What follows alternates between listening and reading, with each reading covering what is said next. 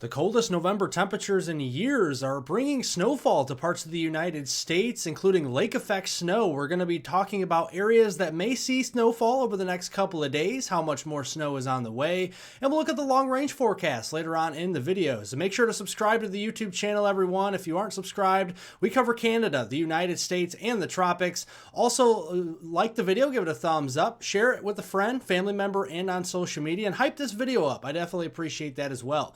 So let's look here at the trough that we have in the east, and this trough is bringing unsettled weather in the form of snowfall across portions of the Great Lakes, the Ohio Valley, and up into parts of the Northeast. But what it's also doing is giving us some really cold temperatures here in the east, and you look at those temperatures this afternoon, I mean, this is abnormal from what we've seen over the past couple of Novembers, where we actually see 30-degree highs down here into North Georgia, into portions of northern Alabama, and even into northern Mississippi this afternoon. And we look at the snowfall it is bringing across portions of the Great Lakes, the Ohio Valley, and interior sections of the Northeast. And some of these snow bands, especially lake effect snow, are pretty impressive to look at across portions of the Great Lakes region, for example, near Lake Erie or Lake Michigan, even Lake Superior seeing that as well. So let's look at the high temperatures across the Southeast going into this afternoon. Along the Appalachian and Smoky Mountains here, that's where we're going to have the higher elevations. That's where we're going to be in the 20s. But look at even outside of those areas, Atlanta, Georgia into the upper 30s, near 40 degrees for highs today. That will be a record cold high. Florence in northern Alabama, Birmingham, Tuscaloosa, all the way down to Montgomery, Jackson, Mississippi, all the way down here to Gulfport and Meridian, and even into Mobile, Alabama. And we even have a record cold high of 54 in near the Panama City area here this afternoon.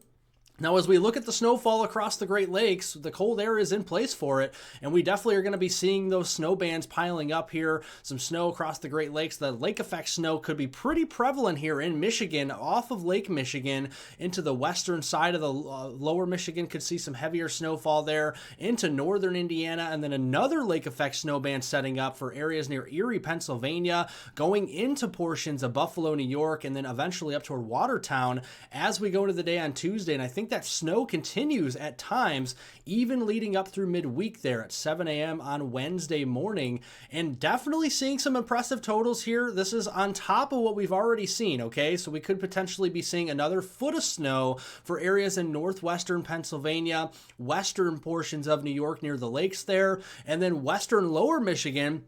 That snow band coming from north to south across portions there of western lower Michigan into northern portions of Indiana. We could potentially be seeing 3 to even 8 inches worth of snow additionally in those areas. And then the Appalachians in West Virginia, maybe a foot of snow there as well. So very decent snow amounts. This goes through 7 a.m. on Wednesday, November the 12th. And we look at the overall theme of the weather pattern here across the United States and Canada for the week ahead. And this takes you through Friday, on November 14th, and you can see colder temperatures are favored in the east. We already know that. We have a ridge out west that's going to be giving us some warmer than normal temperatures for that 5-day stretch here throughout the week. And let's talk about the upper level pattern. So we have the trough here in the east early this week for today. We got the ridge out west that's indicated by the oranges and the reds. Watch as that trough exits the east coast as we go into Tuesday and Wednesday. We have a little bit of a trough trying to develop here on the back side of it across Ontario and Quebec once we get to late week. But that ridge, most importantly, that's out west, is going to shift eastward toward the Mississippi River. And this will be a moderating trend and a big rebound in our temperatures once we get to late in the week.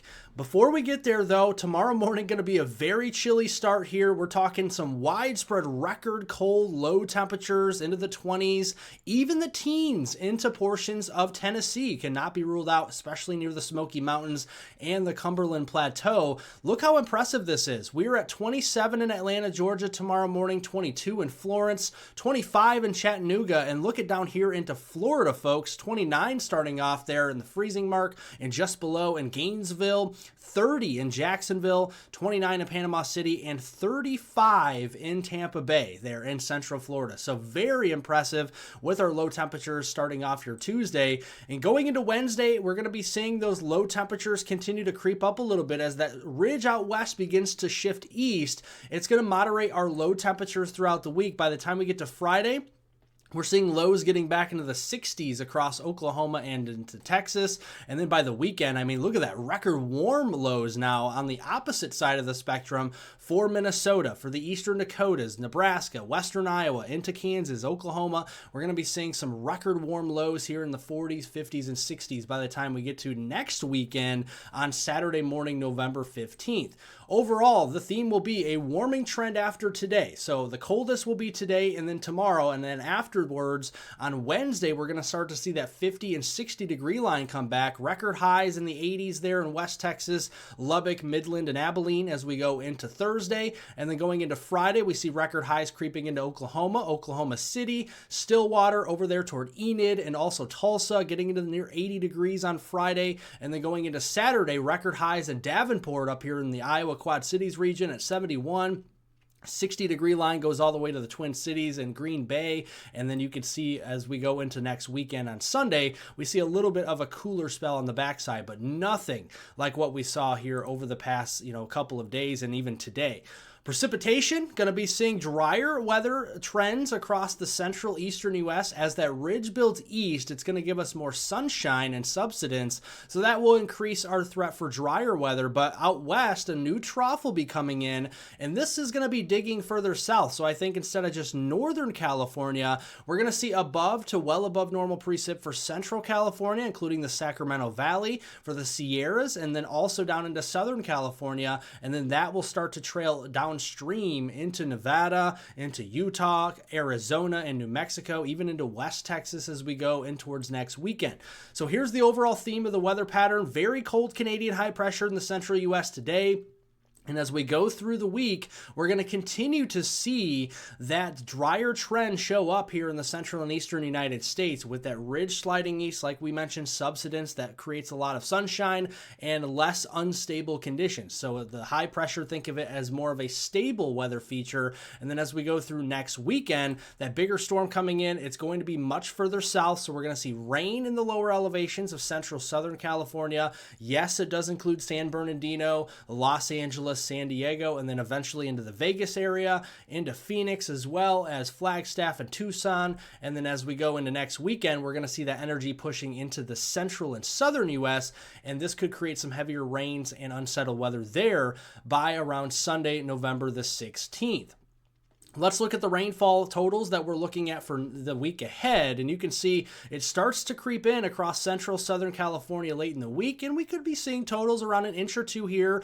Again, those areas near Fresno, San Bernardino, Los Angeles, Santa Clarita, and also Santa Cruz, those areas could be definitely seeing some heavy rainfall there. And then the snowfall is going to be piling up, not only with the lake effect that we talked about over here into the east, but also out west, the Cascades, the Sierras especially, as that digs further south, and then the Rockies could get some leftovers as well throughout the week. Let's look out west here. Again, the Sierras could potentially be seeing 4, 5, even 6 feet of snow with this system as it crosses into California, and that really starts to get the snow machine going there. And then potentially some heavier snow, especially for Washington State, the Cascades up there, and then British Columbia, we're definitely seeing some heavy snow in the higher elevations. Let's look up in Canada, right? Where friends to the north deserve to see the weather as well, and you can see as we go through the week, we're going to see some snow across the Canadian provinces here on a scattered basis. A more organized snowstorm will likely cross from British Columbia into northern and central Alberta and northern Saskatchewan, and eventually into northern Manitoba as we go from Thursday into Friday with a mixed zone of precipitation, some sleet and freezing rain there as well. And this could potentially wind up and potentially produce some blizzard-like conditions for areas in the Northwest Territories and northern Saskatchewan as this low pressure winds up to a 991 millibars. So that could usher in some northwesterly winds, some definitely blowing and drifting threats of snowfall up in Canada as well. But looking at the snowfall totals up here, this goes through Friday. and Saturday morning here on the 14th and 15th, and you can see snowfall accumulations will be in no short supply, potentially over 6 inches in these areas from British Columbia into northern Alberta, northern Saskatchewan, into northern Manitoba. A large chunk of Yukon, Northwest Territories also seeing that as well, and then that will travel over there toward the Hudson Bay by next weekend. Over the lower 48 here, we're going to be seeing a pattern next week, the following week here, starting on Monday, November 17th, which would be a week from today. We have the lowering of the pressure underneath. We got a big high pressure up in northern Canada. And then we're going to start to see that high building further south into the eastern U.S. by middle of the week next week, which again will in response give us some warmer temperatures than normal in the east. But that big trough coming in, another one, we could potentially be seeing that diving into the Four Corners region and kind of remaining locked in place across the Rockies as we go through the remainder of next week. So as far as our temperatures are concerned, this is the coldest spell we're going to see in the east for a while. Over the next 48 hours, I think we're going to see a moderating trend throughout the rest of this week, and then going into next week, Monday, November 17th through Friday, November 21st. And you can see, while it does show orange, there could be still some cool spells in here. This is over a 5-day average. And then you see across the west, blue and greens, that's well below normal temperature anomalies across the west. And then we look at precipitation. I think we're going to start to get quite active here across the desert southwest, and then traveling that energy downstream to the east toward the Mississippi River. I think that favors areas in the mid and lower Mississippi Valley mostly, but there still could be some activity up here into the upper Midwest and upper Mississippi Valley region next week as well. And looking here at the European model, let's compare some models here. Next week, this is starting on Monday, November 17th. We got that first system getting out of our hair in the east, and then that next trough comes in and brings another kind of stronger storm system for the especially southern U.S. We have to watch a severe weather threat on this, especially if a low pressure develops up into the Midwest. This would put the Dixie Alley in the southeast on the warm side, potentially some mixed snow and rain up into the Midwest here on the cold side late next week. And then we have another system right on its heels, and this one is further north, so we have to watch the warm side of that one as well, according to the European model. And we have to watch the CAPE, the convective available potential energy. This could be pretty high as we go toward portions of late next week, around Thursday, November 20th, Friday, November 21st for the Dixie Alley region and the southeast coast areas from the Carolinas down into Georgia and Florida. Enough energy to support some severe weather, that is for sure. Here's the GFS model in comparison. We got that first system. It's a little bit deeper of a system on the GFS, kind of washes it out faster too. And then we have another system coming in across the west. This one could actually be a more dynamic if the GFS is right, but this could be more of a messy signal for severe weather with potentially a cold rain snow setup to the north. So we'll keep an eye on that. Overall, the GFS doesn't have as much energy as the European for severe weather. That is a trend we're keeping an eye on, but there is definitely some potential energy for severe weather, again, for areas along the Gulf Coast states, Dixie Alley, and into the southeast coast. We look here at the model comparison for precipitation. European model is pretty wet down here into the deep south, Dixie Alley region, about 1 to 3, maybe 4 inches of rain. The GFS is much more widespread and further north, with potentially some 5-6 inch totals from North Texas up there into the Ozarks of Missouri.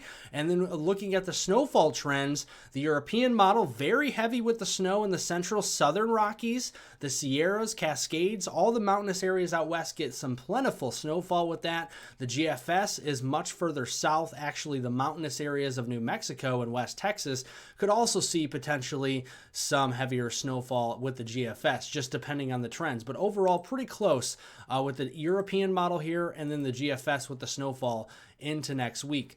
That is all the weather I have for you today, ladies and gentlemen. Thank you all for watching. Make sure to subscribe to the YouTube channel. We'll cover Canada, the United States, and the tropics, and we'll continue to do so on my daily videos. So subscribe to the channel, like the video, and give it a thumbs up. Share it with a friend, and also hype it up as well. I appreciate that. Thank you all for watching, and have a wonderful and safe rest of your Monday out there.